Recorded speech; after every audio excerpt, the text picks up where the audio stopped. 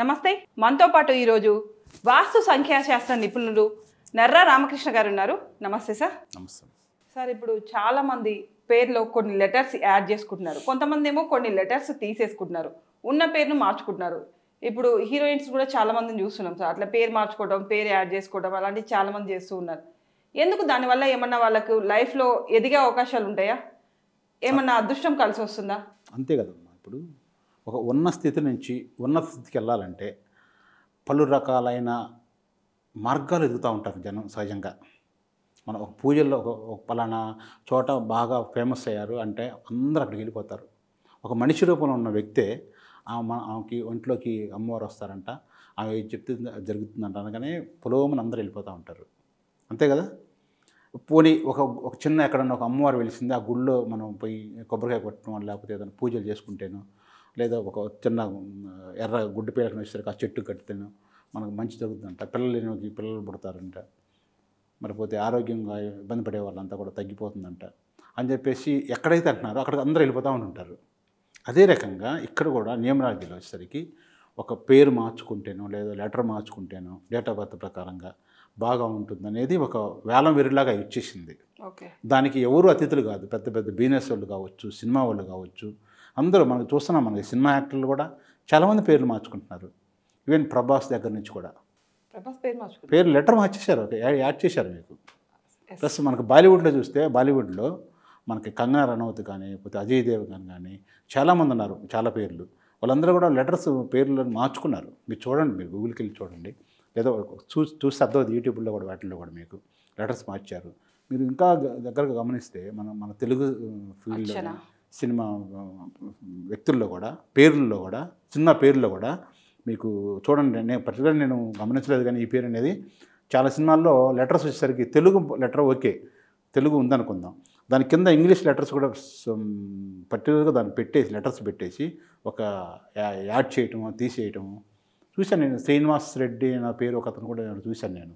ఒక కామెడియన్, అదే comedy director ఒక ఆయన ఉన్నాడు, శ్రీనివాస్ రెడ్డి అని చెప్పేసి. ఆయన కానీ పెద్ద పెద్ద డైరెక్టర్లే ఉన్నారు, వాళ్ళ పేరు కరెక్ట్గా నేను పర్టికులర్గా తీసుకోలేదు కానీ పేర్లు మాత్రం మార్చుకున్నారు. నేను ఎందుకు చెప్తున్నానంటే ఎక్కడ ఏదో ఉంది అంటే ఉన్న స్థితి నుంచి మనం ఉన్నత స్థితికి ఎదగాలంటే మనకి మార్గాలు ఎన్నో ఎత్తుక్కుంటారు అనేది మనం చెప్పుకున్నాం. దాంట్లో ఇది కూడా ఒక భాగమే. అంటే అక్కడ ఏదో ఉంది విషయం. మీరున్నారు, మీ పేరుంది శ్రవంతి, మీ పేరుంది, మీరు ఒక లెటర్ యాడ్ చేసుకోవటం తీసేసుకోవడం జరిగింది. మీరు ఇప్పుడు ఈ స్థాయి నుంచి, యాంకర్ స్థాయి నుంచి మీరు పెద్ద స్టూడియో పెట్టే స్థాయికి ఎదిగారు. మీరు మీ ఫ్రెండ్స్కి కానీ మీ బంధువులకు కానీ చెప్తారు, నేను ఇలా యాడ్ చేసుకోవడం వల్ల నాకు ఇది ఇట్లా వచ్చేసింది, నేను ఇలా ఎదగలిగాను అని చెప్పినప్పుడు మిమ్మల్ని ఇన్స్పిరేషన్ తీసుకొని చాలామంది మీ బాటలో వస్తారు. సరే, మీకు అది యాదృచ్ఛికంగా జరిగిందా, మీ డేట్ ఆఫ్ బర్త్లో, మీ యొక్క జాతకంలో, మీ యొక్క వాస్తు మార్గం ద్వారా సంథింగ్ ఏదన్నా కానీ ఒక మంచి పొజిషన్లోకి వెళ్ళిన తర్వాత మీరు ఎప్పుడైతే దీన్ని హైలైట్ చేసుకున్నారో, లేదా మీ పేరు నేను మార్చాను, నేను మిమ్మల్ని మీ పలానా శ్రవంతిని నేను పేరు మార్చడం వల్ల ఇంత ఈ స్థాయిలోకి వచ్చిందని నేను హైలైట్ చేసుకోవడం వల్ల దానికి ఒక క్రెడిబిలిటీ, ఒక క్రేజ్. నిజంగా జరుగుద్దా? జరిగినాయి.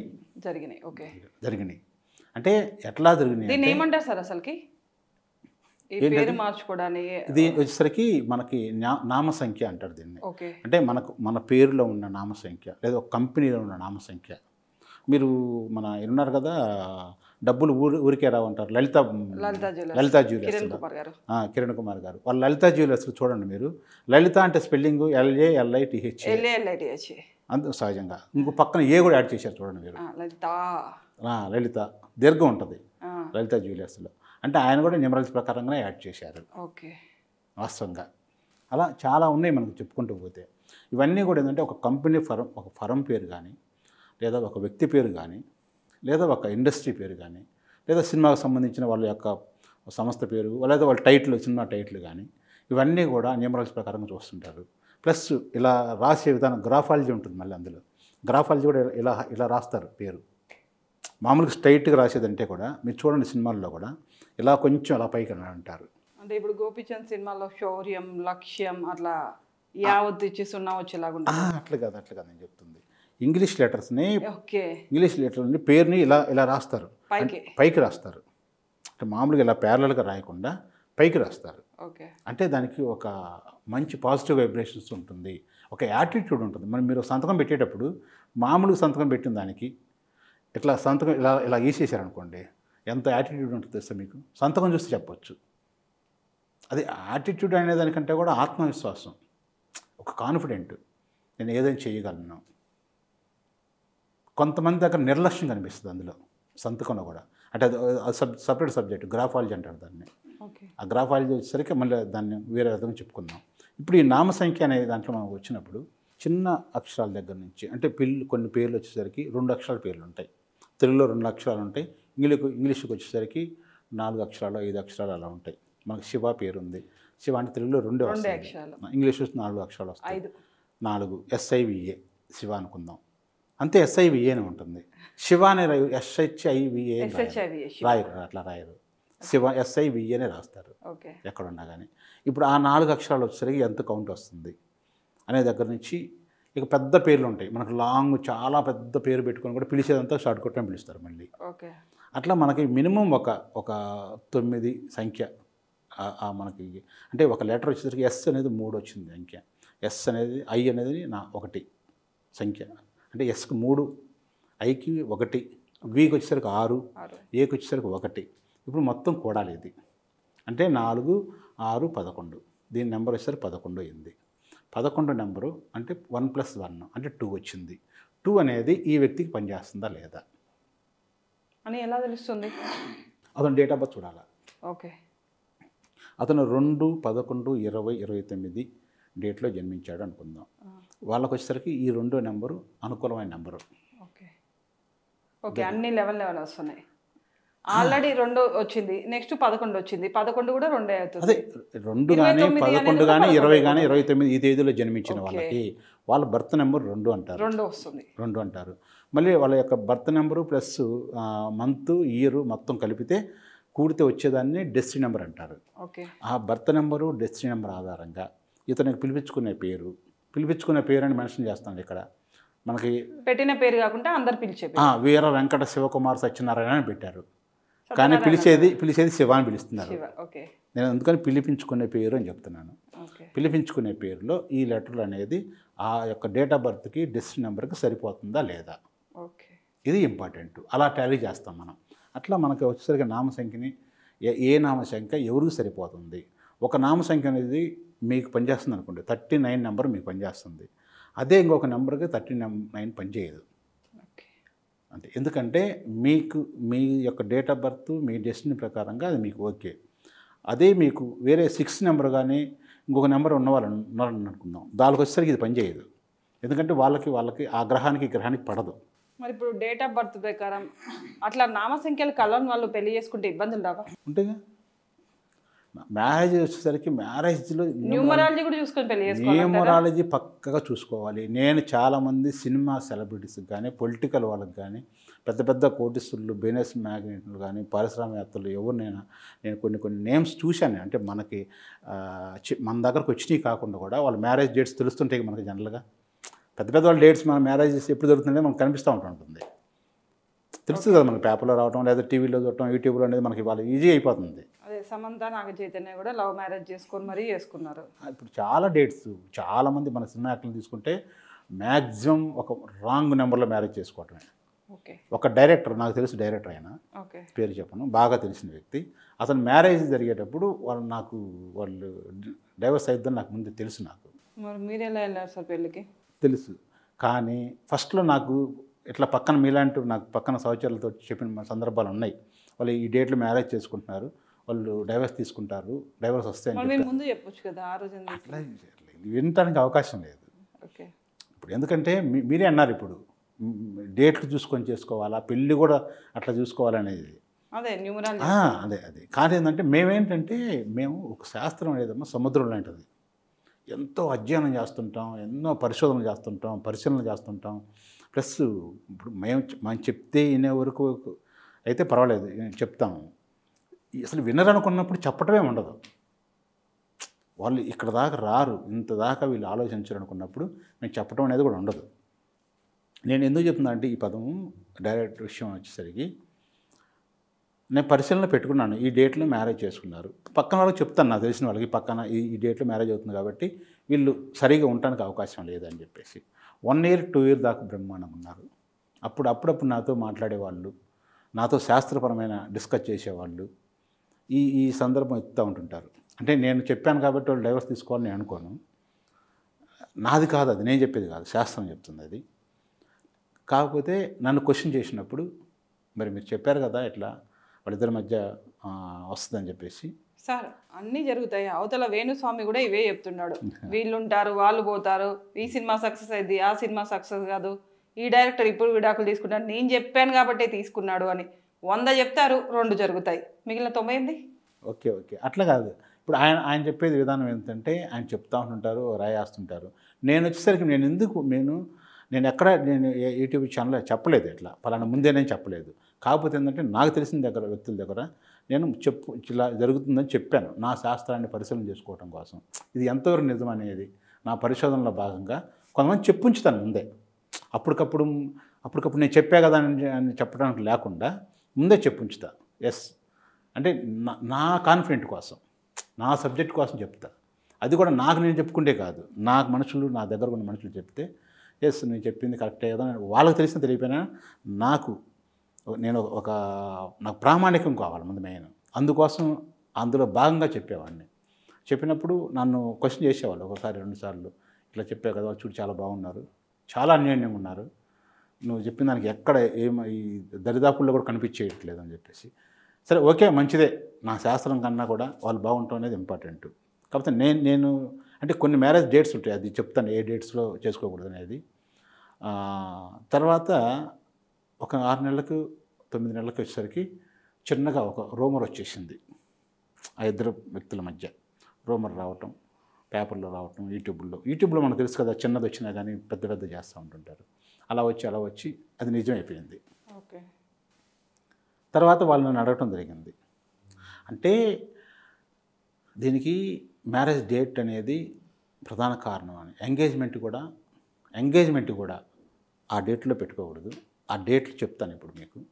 5, 14, 23 ఈ డేట్లో మ్యారేజ్ చేసుకోవద్దు, ఎంగేజ్మెంట్ చేసుకోవద్దు. ఓకే. 4, 13, 22, 31 ఈ డేట్లో కూడా ఎంగేజ్మెంట్ వద్దు, మ్యారేజ్ వద్దు. ఓకే. 8, 17, 26 ఈ డేట్లో కూడా మ్యారేజ్ చేసుకుంటే నేను చెప్పిన ఈ 5, 4, 8 కాంబినేషన్ ఉన్న ఈ డేట్లో మ్యారేజ్ చేసుకున్న వాళ్ళందరూ విడిపోతారని కాదు, కానీ ఎక్కువ శాతం విడిపోవడానికి అవకాశం ఉంది. విడిపోకపోతే ఎప్పుడు నిరంతరం గొడవలు, ప్రశాంతత లేకపోవటం, స్వేచ్ఛగా ఉండలేకపోవటం, ఒకరి మీద ఒకరికి నమ్మకం లేకపోవటం, అనుమానాలు, అపార్థాలు, ఇప్పుడు ఏంట్లో సార్ అభిప్రాయ భేదాలు, చిన్న గొడవలు మంచిదే. నాకేదో సామెత కూడా ఉంది, గొడవలు లేని ఇల్లు చూపిస్తారు. పగలు గొడవ పడితే రాత్రికి ఒకటి అవుతారని. అంతవరకు ఓకే, అంతవరకు బాగుంటుంది. అంతకు మించి వచ్చినప్పుడు ఒకరి మీద ఒకరు శాడిజంగా ప్రవర్తించుకునే స్థాయికి వచ్చిందంటే అలానే కంటిన్యూ చేసుకోవటం కోసం, సమాజం కోసం, పిల్లల కోసం, తల్లిదండ్రుల కోసం ఒక ముసుగేసుకొని కాపురం చేస్తుంటే అది ఇబ్బందికరమైందే కదా. తప్పక తప్పించుకోలేక అక్కడ ఉంటున్నట్టు అదే ఇబ్బందికరమైంది. అలాగే చిన్న ఇబ్బందులు వస్తే, చిన్న వస్తే అది ఇబ్బందికరమైందేం కాదు, మంచిదే. ఒకరికొకరికి చిన్న అభిప్రాయ భేదాలు వస్తే మళ్ళీ కలిసిపోవటం, ఒకరికొకరు ప్రేమతత్వం పెరిగిపోవటం ఇలా వస్తుంది. కానీ అంతకు మించి ఉంటున్నప్పుడు మాత్రం అంటే ఈ డేట్లో, నేను చెప్పిన డేట్లో ఉన్న వాళ్ళు ఎక్కువ కష్టాలు పడుతూ ఉంటారు. లేదా ఇద్దరి మధ్య ఫ్యామిలీ పరమైన రిలేషన్స్ బాగున్నా కానీ ఆర్థికపరమైన అంశాల్లో ఇబ్బంది పడుతూ ఉంటుంటారు. అందుకని టోటల్గా దానివల్ల పెట్టుబడి పెట్టేదేం కాదుగా. ఓకే. ఇప్పుడు నేను చెప్పిన 4, 5, 8 డేట్లలో మ్యారేజ్ చేసుకోవద్దు. మీకు తెలియదు, మీరు ఏం చేస్తారు, మీ మ్యారేజే చూసుకుంటారు, లేదా పక్కోడు చూసుకుంటారు. మేము వేల మ్యారేజెస్ని మేము మా పరిశీలన పెట్టుకుంటాం, పరిశోధన చేస్తుంటాం. ఎంతవరకు నిజం శాస్త్రం ఇది చెప్తుంది. ఈ శాస్త్రం ఈ ఇద్దరు మనుషుల మధ్యలో ఎలాంటి ఫిట్టింగ్ లేకుండా బాగుండాలని కోరుకుంటున్నాం మనం. కానీ ఆ గ్రహాలు అనేది మ్యారేజెస్కు ఒప్పుకోవట్లేదు. ఒక రిలేషన్కి వచ్చేసరికి బుధుడు, రాహువు, శని ఈ రిలేషన్స్ అనేది కొంచెం ఇబ్బందికరంగా ఉంటాయి. ఇప్పుడు ఒక మనిషితోటి సంబంధ బాంధవ్యాలు బాగుండాలి అంటే ఇద్దరు సమానంగా ఉంటే ఉండవండి. ఉంటే ఒక్కరు పై స్థాయి ఒకరు కింది స్థాయి ఉన్నప్పుడు ఇద్దరికీ రిలేషన్ బాగుంటుంది. ఓకే. ఆ కోఆర్డినేషన్ కుదరాలి. అదే భార్యాభర్తల మధ్య కాదు, ఒక ఫ్రెండ్స్ మధ్య కానీ, ఒక ఆఫీసులో మీ కొలీగ్స్ మధ్య కానీ, మనకు తెలియకుండా మీరు చేసేది మీ కొలీగ్ చేసేది రెండు ఒకటే జాబు, ఒకే క్వాలిఫికేషన్తో వచ్చారు, మీరు ఒకటే శాలరీ, కానీ ఆ ఇద్దరిలో ఒక్కరు పై చేయి ఉంటుంది చూడండి. మానసికంగా అతను ఆరా లెవెల్ ఎక్కువగా ఉంటుంది. ఆ ఆరాని అతను ప్రయోగించడానికి అతని కంటే తక్కువగా ఉన్న ఆరా వాళ్ళని చూసుకుంటాడు. అతను ఏదైనా మాట్లాడేటప్పుడు వాదించేటప్పుడు ఇది ఎట్లా అంటే అది ఎట్లా కాదు అనేవాడిని అతను దగ్గర పెట్టుకోడు. అతను తానా అంటే అతను తందానా అంటే ఓకే హ్యాపీ. ఈ కింద స్థాయిలో ఉన్న వ్యక్తి కూడా ఇప్పుడు ఏమైందో ఒక మాట అవునంటే మనం కూడా సరిపోద్ది కదా, ఎందుకు కాదనుకొని మన ఫ్రెండ్షిప్ని దూరం చేసుకోవటం అని కనుక ఎప్పుడైతే ఇతను సర్దుకుపోయాడో దాన్ని అతను గమనిస్తాడు. ఓకే. దాన్ని అలవాటు చేసుకుంటారు, ఇద్దరికి అలవాటు అయిపోయింది. అప్పుడు అతనేమో ఇతన్ని గౌరవిస్తాడు, ఇతను అతన్ని గౌరవించినట్టుగా నటిస్తుంటాడు. దానివల్ల ప్రమాదం లేదు కదా అనుకుంటాడు. అతనే మానసికంగా సర్దు చెప్పుకుంటాడు. ఆ రిలేషన్ అలా అలా అలా సాగిపోతూ ఉంటుంటుంది. అట్లా భార్యాభర్తల మధ్య ఉండటానికి అవకాశం తక్కువ ఉంది. ఏం చూసి నువ్వు చెప్పింది అన్నిటికీ నిన్ను తలోపాలు చెప్పండి అని భార్య అనుకోవచ్చు. భార్య చెప్పేదానికి కానీ భార్య సహజంగా ఏంటంటే కొంతమందికి ఒక నాలెడ్జ్ అనేది, జ్ఞానం అనేది ఒకరికి ఎక్కువ ఉండొచ్చు, ఒకరు తక్కువ ఉండొచ్చు. ఈ ప్రపంచంలో క్వశ్చన్ అనేది ఒకటే ఉంటుంది, ఎప్పుడు ఆన్సర్లే మారిపోతూ ఉంటుంటాయి. నీ సమయస్ఫూర్తితో కానీ నువ్వు తీసుకున్న జ్ఞానం ప్రకారంగా కానీ క్వశ్చన్కి సమాధానం మారిపోతూ ఉంటుంది. మిమ్మల్ని చిన్నప్పుడు మీకు 10-15 సంవత్సరాలు వేస్తున్నప్పుడు ఒక క్వశ్చన్ ఇస్తే అప్పుడు మీరు ఏం సమాధానం చెప్తారు? అదే క్వశ్చన్ ఒక ఏజ్, ఒక యుక్త వయసు వచ్చిన తర్వాత 20-25 మధ్యలో అదే క్వశ్చన్ మళ్ళీ వేస్తే సమాధానం అది ఉండదు. అది ఏ క్వశ్చన్ అయినా కావచ్చు, ఇంకొకటి మారిపోద్ది. కొంచెం మెచ్యూర్ లెవెల్ వచ్చి, కొంచెం మ్యారేజ్ వచ్చి, పిల్లలు, బాధ్యత ఇవన్నీ వచ్చిన తర్వాత ఆ క్వశ్చన్కి మీరు ఆన్సర్ వేరుగా ఉంటుంది. కొంచెం వృద్ధాప్యంలోకి వచ్చేసరికి వైరాగ్య భావంతో ఇంకొక రకంగా ఉండొచ్చు ఆన్సర్లు. అట్లా ఆ క్రమంలో భార్యాభర్తల మధ్య వచ్చేసరికి మెయిన్ ఒకరు అన్నదానికి ఇంకొకరు ఒప్పుకోలేకపోవటానికి కానీ, లేదా మనుషుల మధ్య ఇతని థాట్ ప్రాసెస్ వేరుగా ఉండొచ్చు, వాళ్ళ థాట్ ప్రాసెస్ వేరుగా ఉండొచ్చు. ఈ రెండింటి కలవపోవచ్చు. ఇతను ఏదో ఒక వైఫల్యం చేసి ఉండవచ్చు, అది ఎప్పుడు అని చెప్పేసి భార్య ఒత్తిడి తేవచ్చు, దాని మీద ఘర్షణ రావచ్చు. చిన్న కూరలో ఉప్పు చాలని అన్నదానికే తగాదలయ్యి, గొడవలయ్యి, స్టేషన్ పోయి విడాకుల దాకా వెళ్ళిపోయిన సందర్భాలు చాలా ఉన్నాయి. సర్దుకుపోవడానికి ఎలాంటి పెద్దదైనా సర్దుకుపోవచ్చు. ఒక అనరాని మాట భర్త అన్నప్పుడు దాన్ని ఏ రకంగానూ మనసుకు తీసుకోకూడదు, మైండ్కి తీసుకోకూడదు. దాన్ని వెంటనే రియాక్ట్ అవ్వాలి అనుకున్న సంఘటన కూడా, అది భార్య కావచ్చు, భర్త కావచ్చు, కామ్గా ఉండి సంయమనం పాటించినప్పుడు ఏమి ఉండదు. చిన్నదానికి కూడా పెద్దగా మాట్లాడి పెద్దది చేసుకుంటే ఆ సమయం కోల్పోవటం కానీ, ఎక్కడైతే ఆ స్థితప్రజ్ఞత పోయిందో వాళ్ళిద్దరి మధ్య గొడవలు రావడానికి అవకాశం ఎక్కువగా ఉంటుంది. అంటే దీనికి కూడా మ్యారేజ్ డేట్స్ రీజన్ అంటారు. మ్యారేజ్ డేట్ బాగా రీజన్. ఓకే. 1-2 చూసి చెప్పట్లేదు మేము, చాలా చాలా చాలా చాలా చూసాం. ఇది గుడ్డిగా నమ్మమని చెప్పట్లేదు నేను. చాలామంది ఏం చేస్తారంటే, మాకు ఆ డేట్ చెప్తే మ్యారేజ్ లేదు, కళ్యాణ మండపాలు లేవు, లేకపోతే అబ్బాయి అమెరికా వెళ్ళిపోతున్నాడు, మ్యారేజ్ చేసి పంపించాలి, లేదా మళ్ళీ మాకు చోదకం వస్తుంది, ఇంట్లో పెద్దవాళ్ళు ఉన్నారు, ముసవాళ్ళు ఉన్నారు, మళ్ళీ వాళ్ళు పెళ్లి చూడాలంటున్నారు అని చెప్పేసి రకరకాల కారణాలతోటి చేసుకుంటున్నారు. ఇప్పుడు చాలామంది ముహూర్తాలు పెట్టేక చేస్తుంది. జ్యోతిష ప్రకారంగా, నామ నక్షత్రం ప్రకారంగా, ఆ తారాబలం చూసి, తిథి చూసి వీళ్ళిద్దరికి బాగుందని చెప్పేసి జ్యోతిష ప్రకారంగా చూస్తున్నారుగా. ఇప్పుడు పెద్ద పెద్ద సెలబ్రిటీస్ అందరూ కూడా ఏదో రకంగా ఇతను ఆస్ట్రాలజీలో కానీ ఈ యొక్క పండితులు అని తెలిసిన వ్యక్తితోనే వీళ్ళు ముహూర్తం పెట్టిస్తున్నారు కదా, అవి ఫెయిల్ అయిపోతున్నాయి కదా. అదే డౌట్స్ అని మాకు. మరి అవతల వేణుస్వామి కూడా ఈ న్యూమరాలజీ గురించి వీళ్ళు పోతారు, వాళ్ళు ఉంటారు, వీళ్ళు పెళ్లి చేసుకుంటారు, వాళ్ళు విడాకులు తీసుకుంటారు అని మస్తు ఆయన న్యూమరాలజీ గురించి చెప్పాడు. ఆయన వచ్చేసరికి వాళ్ళిద్దరు జాతకం గురించి చెప్తాడు, జాతకాల గురించి. లగ్న బలాలు, అదే అదే. వాళ్ళిద్దరు కుదరదు అంటే వాళ్ళకి ఆయన జాతకం అది, ఆయన సబ్జెక్ట్ అది. ఓకే. ఆయన సబ్జెక్ట్ ఇప్పుడు ఒక సబ్జెక్ట్ని ఒకరు మనం అనటానికి లేదు. నాకు తెలిసిన సబ్జెక్ట్ ఇది. ఓకే. నాకు తెలిసిన సబ్జెక్ట్ ఏంటంటే వాస్తుపరమైన లోపాలు ఉన్నప్పుడు కూడా మాకు తెలిసిపోద్ది ముందే. ఒక ఇంటికి వెళ్ళామంటే వాస్తుపరంగా చూసామంటే ఇంట్లో వాళ్ళు భార్యాభర్తల మధ్య ఎప్పుడు గొడవలు ఉంటాయి, ఈ లోపం ఉంది కాబట్టి సఖ్యత ఉండదు, విడిపోవడానికి కూడా అవకాశాలు ఎక్కువగా ఉన్నాయి అనేది మాకు తెలిసిపోద్ది. అదే రకంగా డేట్ ఆఫ్ బర్త్ చూడగానే నియమాల ప్రకారంగా అది కూడా తెలిసిపోద్ది. సరే మ్యారేజ్ డేట్ చెప్పగానే నేను లైవ్ ప్రోగ్రామ్ చేసిన ఎక్కడ చేసినా కానీ ఎక్కడికన్నా భార్యాభర్తల మధ్య గొడవలు వచ్చినా కానీ నాకు ఫోన్ ద్వారా ఇప్పుడు చెప్పినప్పుడు ముందు ఫస్ట్ అడిగేది మ్యారేజ్ డేట్ అడుగుతాను నేను. ఓకే. ముందు అసలు నా కోసం అడుగుతాను, నేను వాళ్ళ కోసం కాదు, నేను నా సబ్జెక్ట్ కోసం అడుగుతాను. అది లేదు ఒక్కోసారి ఇట్లా ఇబ్బంది అవుతుంది మాకండి మ్యారేజ్ అంటే నేను ఈ 3 డేట్లు చెప్తాను, ముందే చెప్తాను నేను. ఈ డేట్లో మీకు మ్యారేజ్ అయిందంటే కరెక్టే అని మీరు చెప్పింది, మాది 8వ తారీఖు మ్యారేజ్ అని చెప్తారు, లేదా 23 మ్యారేజ్ అని చెప్తారు. ముందే అడుగుతాను నేను, ఎస్ ఇది కరెక్టే అంటే. ఇంకా పరిశోధన చేస్తూ ఉన్నాం మనం, నిరంతర విద్యార్థిలాగా ఉంటుంటేనే మనకు తెలుస్తుంటాయి విషయాలు. లేదా నాకు చాలా తెలుసు ఇంకెంతకన్నా ఏం లేదనుకుంటే ఇక మనం అక్కడితో అయిపోవటమే. అలా కాదు, నిరంతరం విద్యార్థిలాగా ఉంటాను నేను. సబ్జెక్ట్ ఎప్పుడు తెలుసుకుంటూ ఉంటాం, ప్రయోగాలు చేస్తాం. అంటే ఎదుటి వాళ్ళ మీద ప్రయోగాలు ఏం కాదు, అంటే ఎట్లనే మన దృష్టికి వచ్చిన వాటి మీద ఎంతవరకు నిజం అనేది చెప్పేసి ఒక పరిశీలనలు చేసుకోవటం. ఎప్పుడు ఒక మ్యాథ్స్ టీచర్ కనుక ఏ రకంగా అయితే ఎప్పుడు పిల్లలకు నెక్స్ట్ ఏ పాఠం చెప్పాలి, ఏ సబ్జెక్ట్ ప్రిపేర్ అవ్వాలి అన్నట్టుగా మేము కూడా ఎప్పటికప్పుడు ప్రిపేర్ అవుతూ మంచి రిజల్ట్స్ ఇవ్వడానికి మాకు తెలిసినంతవరకు కూడా శాయశక్తిలో వీటి కోసం ప్రయత్నం చేస్తూ ఉంటుంటాం.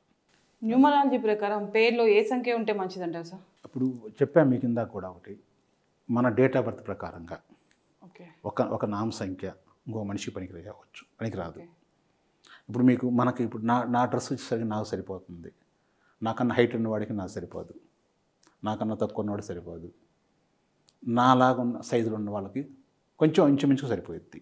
అంటే ఒక date of birth number destiny number ఉన్న వాళ్ళకి ఆ యొక్క బర్త్ నెంబర్ డెస్టినీ నెంబర్ ఆధారంగా ఈ పేరు సరిపోద్ది. అట్లా దానికి లెక్క అనమాట. అది సపరేట్ సబ్జెక్టు, దాని గురించి తర్వాత మాట్లాడుకుందాం మనం.